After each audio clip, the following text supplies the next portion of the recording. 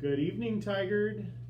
Thank you for joining me tonight to discuss what's on your mind. As a reminder, if you have questions for me, please submit them in the comment box and we'll be reviewing those. Similar to previous virtual events, we're going to be recording this and it will be posted on the city's YouTube channel. I do want to make a couple of opening remarks before taking your questions. So the first thing that I'd like to make sure that everybody knows about is that we have received 239 votes in the virtual caucus for the Public Safety Advisory Board. The caucus was an opportunity for the community to share input on who should be selected to represent the community on our Public Safety Advisory Board. And the next steps in that, the council will be reviewing the top 16 and selecting 8 individuals. That will include 6 regular participants and then 2 alternates that will sit but not be in a voting role unless someone were to leave the Public Safety Advisory Board or not be able to serve for some reason. Also want to announce this is an exciting opportunity to support our downtown businesses in Tigard. We have a Shop Tigard Win a Gift Card campaign going on. We are trying to encourage people to shop in Tigard in October. We're giving away a gift card each week, and here's what you need to do to enter a chance to win. So first you need to visit a business listed on Shop Tigard. So that's step 1. Step 2, you need to take a picture at the business. And step 3 is you need to post that picture on Facebook, Instagram, or Twitter. So the last thing you need to do, step 4, is to use the Shop Tigard hashtag and mention the business in your post. So if you do that, you will be entered for a chance to win a gift card each week in October. Also want to give a heads up to those that are particularly interested in our Universal Plaza in downtown Tigard that we're soliciting input and information from the community on. There's a sign up to become a design advisor. I think I mentioned this last month. And there is an on-site experience at the Universal Plaza this weekend, but you must sign up to participate. So I want to encourage Tigard folks that are interested in that to sign up and participate. Another exciting and interesting community opportunity in the COVID age. You know, we're having to reinvent how we do so many things, and this is an example. I appreciate the staff's time in putting a pumpkin scavenger hunt together. So it's beginning. You and your family are invited to search for pumpkins around Cook Park. Use clues to help you find the hiding pumpkins at Cook Park. There's a bonus for the first 3 families to submit photos. They will win 1 free night of Kids Night Out. So if you, in particular, have a large number of children, that is going to be a super extra bonus prize there for Kids Night Out. I'm hoping we get a family with maybe 10 plus kids to win one of those. That'll, I'm sure, make the staff very excited and make me excited for sure. Let's see, Voters Pamphlet. Voters Pamphlet's online now. Just was published, I believe, today. The mailed copies that you'll receive in your U.S. mail of the Voters Pamphlet will be coming out very soon. And then your ballots for the November election will be mailed on October 14th or thereabouts. So you will receive those soon. Okay, let's go to your questions, and we've already got one from Jennifer. How do we get Tigard Bull open? We need to help save them. So Jennifer, I've been working very hard with Mark and others, along with the Tigard Chamber of Commerce. I actually brought up Tigard Bull specifically in a video conference that I had along with a couple of other mayors with the governor about 2 weeks ago now, and we are pushing hard to get them definitive answers and to help get them open. They clearly have done a ton of work to be safe, and at this point we just need to see movement from the governor and from the Oregon Health Authority about giving them permission. There's a little, given what I've seen published about recreation, I think there's even question about whether what they have done already maybe qualifies for some of the recreation approval that's already happened. But we can't, as a city, we can't make that decision by ourselves, but what we can do is be loud and mouthy with the state and our representatives, and I can assure you we have done that, both with the governor and then multiple communications back and forth with State Representative Doherty and connecting in the staff at the governor's office who actually work to solve, they actually call them the regional solutions representatives, and they cover all over the state. Our regional solutions person from the governor's office is very well aware of this, and also is very well aware of the fact that we expect a resolution quickly.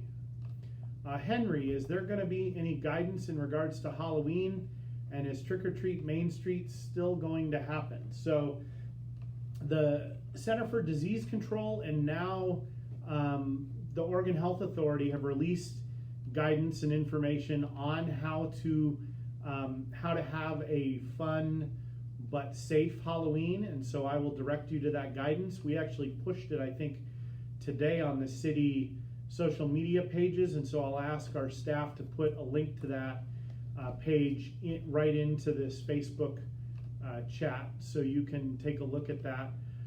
As far as Trick or Treat Main Street, I know that the Tigard Downtown Alliance has been meeting and trying to evaluate how and exactly what to do. We can certainly have Henry, we can get you a response.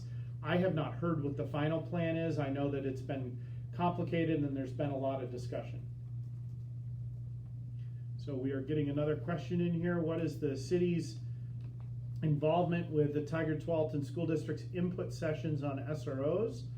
I know the council has received an invitation to potentially listen, but I also know that they're to try to keep the size of those manageable, they're limited, I think, to 20 participants. So I actually signed up myself to try to listen to one next week or to participate in one.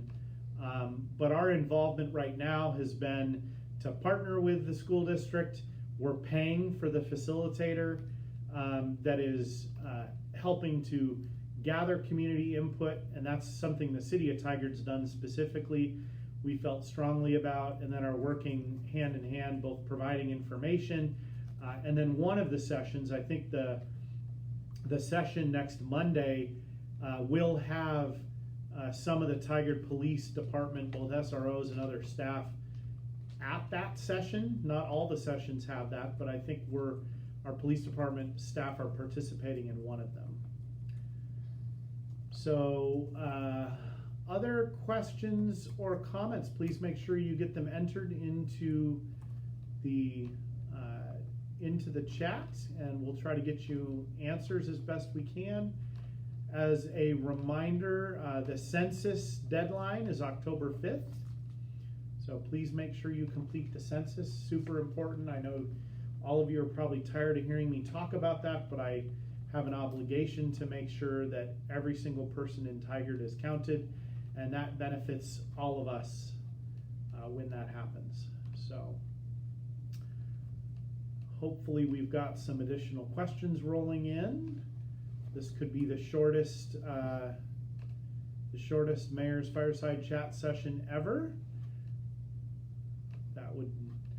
I prefer to be in the hot seat and answering all of your questions, so I hope that you get your questions into me. While we're waiting for some additional questions, I'll share a little bit more about the election for the Tigard City Council that's coming up. There are 2 seats that are open, or up, I should say, up for election. We have a sitting city councilor who was appointed, Heidi Lube, who is running to be elected for the first time. And then we have 6 other candidates as well that are all running for the council. And that includes, let's see if I can get this straight from memory here, Jeremy Hahn, Kevin Wright, Ben Edel, Jeanette Shaw, and Mark Woodard. Now, Mark Woodard has also been a city councilor in the past, so I should mention that as well.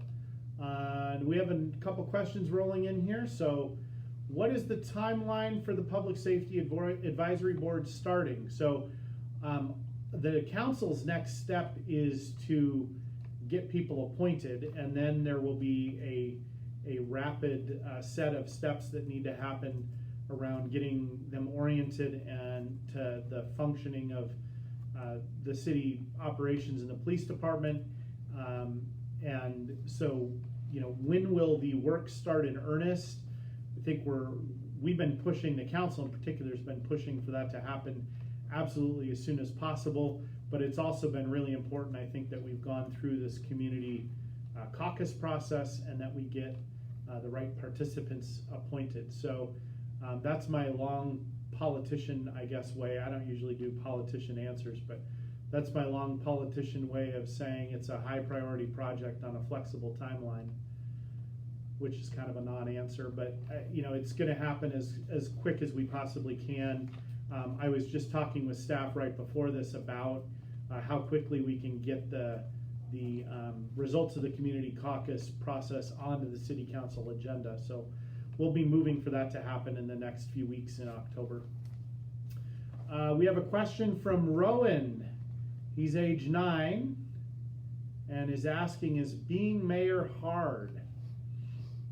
Well, that question this year in particular is a really good one. This has certainly been, I think, when you talk with when I talk with other mayors, this has been an unprecedented year on so many fronts, and I'm glad that I've had the experience of being on the city council for many years before I became mayor. I think if I became mayor and then had this as my second year in office, it would have been even more challenging.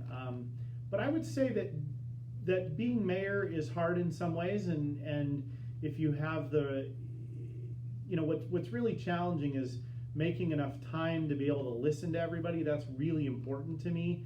And sometimes it means that, like tonight, I'm here doing this instead of spending time with my family. And actually my son, who is Rowan's age, wanted to play a game tonight, and instead I am here. So those things are sometimes hard, and certainly there are challenging decisions and problems that are difficult to solve. But I like those. To me, they may be hard, but they're interesting and challenging, and I like things that are hard. So that doesn't necessarily bother me, but I do wish that there were more hours in the day, particularly because of how important meeting with people and listening is to being mayor. So we've got another question rolling in here. Will there be public testimony at the budget committee meeting? Yes, there will be. I reviewed the agenda today. The budget committee meeting that's happening this Saturday morning will have public testimony at it. So I think the meeting starts at 8:30, and I believe public testimony is very near the front of the agenda. So you would want to be prepared and ready for that. Bright and early Saturday morning, just as your city council and your 5 appointed citizen members of the budget committee will be. So do we have additional questions rolling in? Tigard, you're letting me off easy tonight.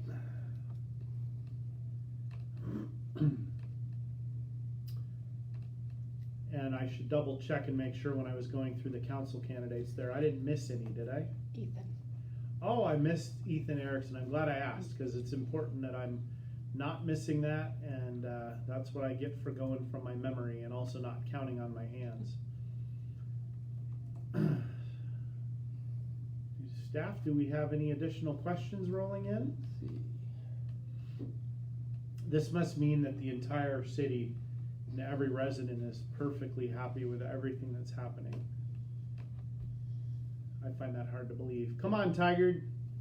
Put me on the hot seat.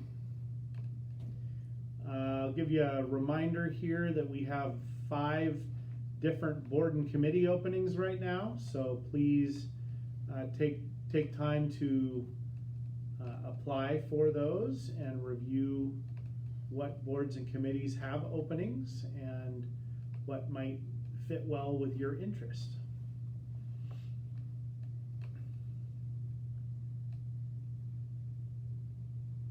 I'll wait another couple moments, but I'm not going to keep us broadcasting if we've got no additional questions from the community. There's a question about COVID support, and will there be additional support for businesses? Will there be additional support for businesses on COVID? So, COVID business support, and actually other kinds of support, we just initiated a couple weeks ago an additional round of business support, and that is just in the process of being rolled out right now, and I think businesses are being notified. So that is what we are currently working on, and then we also are working on some changes to we're working on I've lost my train of thought. Staff, help me out here. What was I just talking about? Additional support for COVID businesses. Additional support for COVID. Thank you. So businesses as well, and we're trying to work on a process to get provide more utility assistance to businesses and to residents, particularly residents that, and this is actually a good thing to mention, so I appreciate you bringing it up. We are trying to make sure that residents that don't pay their utility bills directly, so for example, an apartment dweller who pays their landlord, we've had trouble figuring out a way to directly support them because someone that needed utility assistance could only receive it through if they got a bill directly from the city. So we're working through those kinds of things, and the same thing applies to businesses that may have a landlord and don't pay their utility bill directly. So Corrine is saying that no news is not good news; it's just no news. I was kind of trying to make a tongue-in-cheek joke there. Clearly, that did not work well. But I am always more interested in hearing from the community about whatever you have to share. And then Corrine's also asking, when will the Public Safety Advisory Board appointments be announced? The council needs to, so that just as a reminder on the process, yesterday was the deadline for providing input from the community on the caucus. That will then be going to the council in the next couple of weeks. And once it goes to the council, then selections will be made. So that will be in the next few weeks, I would say. No more, it'll happen in the month of October. Corrine, what can you tell us about Reimagine Downtown? So Corrine, can you tell me more about, are you asking about a particular program? I mean, as a city, we've been reimagining downtown since we voted in the Urban Renewal District, and I know you know that, but since you used to be the chair of that committee, but I want to know more about exactly what you are meaning with the way that question is written. So why don't you, if you don't mind adding a little more context, that would be great, and I can talk about all the things that are going on in downtown and what our vision is, but I want to make sure if you're talking about something specific, I know what that is. Yeah, could be Main Street, Green Street. Well, so let's talk about all the things that are going on in downtown. and Corrine, you can correct me or add content and context if you want. So what's going on in downtown? First of all, we have phase 2 of Main Street, Green Street, which is really the beautification and the way that half of Main Street looks, the area that's sort of south and west of the train tracks right now, that needs to be extended up the rest of Main Street. So that's a high priority project that's on our capital plan to be done soon. In fact, I think it's in design now. So that is really important. We have the development on the former, well, it's essentially across from Max's Fano Creek Brew Hub. Boy, I'm having trouble talking tonight. Or right kitty corner there. That property is in the process of being redeveloped, and the city has been working in a joint partnership with a developer on that property.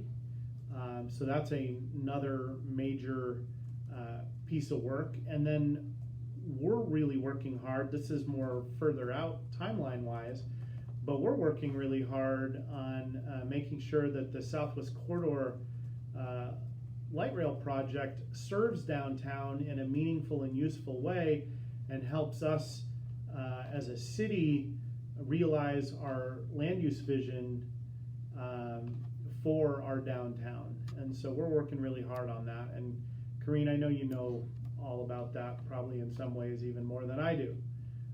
And thank you for your involvement in that. Did Corrine submit any additional information? She's good with that. Okay, good with that. All right, and then we had a thank you for supporting Just Compassion. How else is the city addressing homelessness? This continues to be a very challenging issue for our community and for the entire Portland metropolitan area, and frankly becoming an issue all over the United States, and particularly on the coasts of the United States. So we continue to host the Community Roundtable, which is something that we actually set up to bring all of the faith organizations and nonprofits that are in sort of the homelessness support business. That's, I think, the easiest way to describe it. That's been highly successful at coordinating. We are helping with and both promoting and organizing the Essential Needs Hubs. We've partnered with a number of faith-based organizations to provide all kinds of assistance.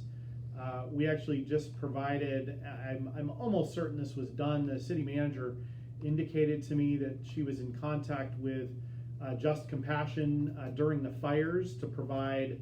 I was really concerned based on some feedback I was getting from some of our homeless population who do interact with me directly typically by text message, that the impacts on the fires and the air quality issues were really dramatic and even more problematic for homeless folks. So we provided an additional grant to Just Compassion just to try to get people into indoor spaces like motels or hotel rooms during the wildfire time. Those are the kinds of things that we're kind of continuously trying to do. We're also looking at safe lots programs. That's been a discussion on the council's radar in the last 6 months. That's a program that would allow people to safely park if they are homeless but have a vehicle to safely park for the night. Corrine is asking about the downtown urban renewal area. There's actually work now being done on that topic to look at what we've accomplished and whether we need to refresh and or expand or authorize a change to the size and scope of the urban renewal area in downtown. So that work is underway as well, Corrine. We have other questions that are rolling in. Still waiting. All right. I'm always interested in hearing more about any creative ideas people have around homelessness. We've got, lots of little to medium-sized things that are sort of constantly at play around homelessness. But if folks that are watching tonight have creative ideas, I'm all ears and would love to hear from you either directly or in the chat tonight. So let me know.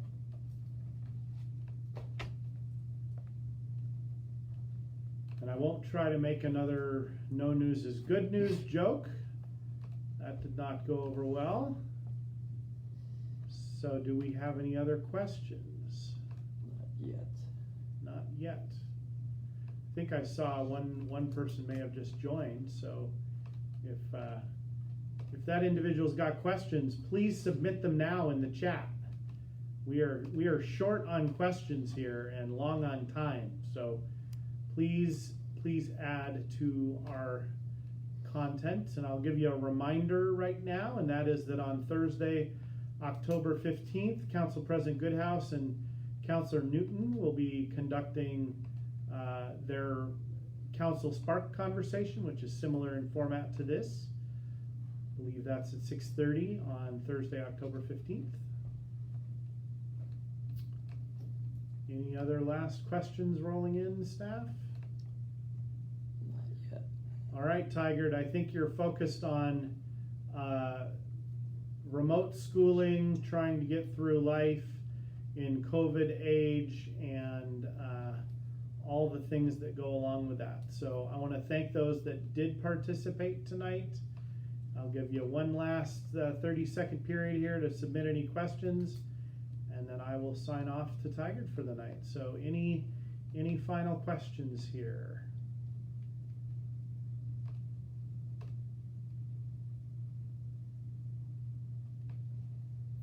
All right.